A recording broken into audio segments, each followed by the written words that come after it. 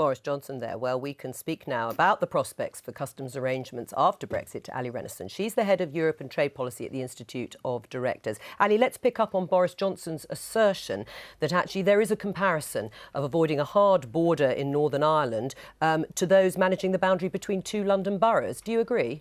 I think on the one hand, maybe what the Foreign Secretary was trying to do was make an argument in effect to say that you can use technology as far as is possible to come up with some of the solutions.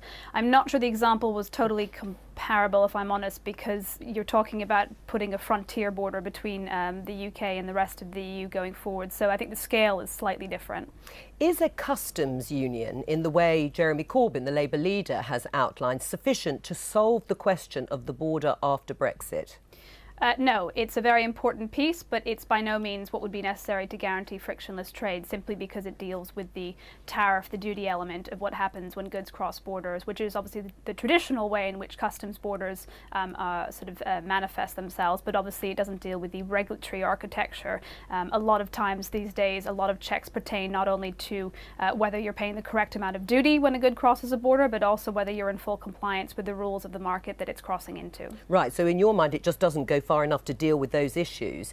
I mean, the joint report talks specifically about specific rules which support North-South cooperation, the all-island economy, the protection of the Good Friday Agreement.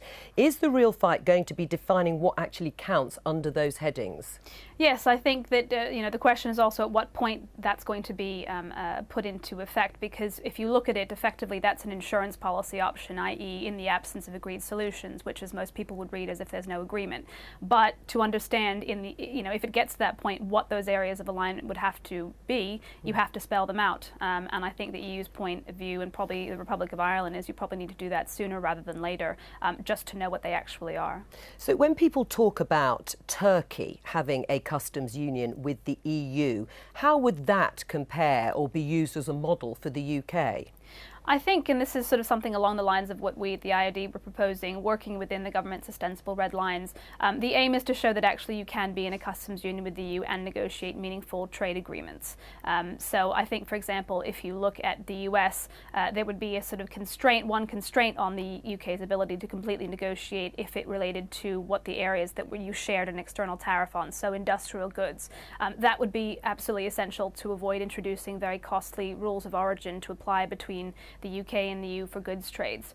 But it still means that you would have plenty to negotiate on outside of those areas. So within the parameters of the Prime Minister's Lancaster House speech and ongoing government policy, what do you think is the most likely option acceptable to both the UK and the EU?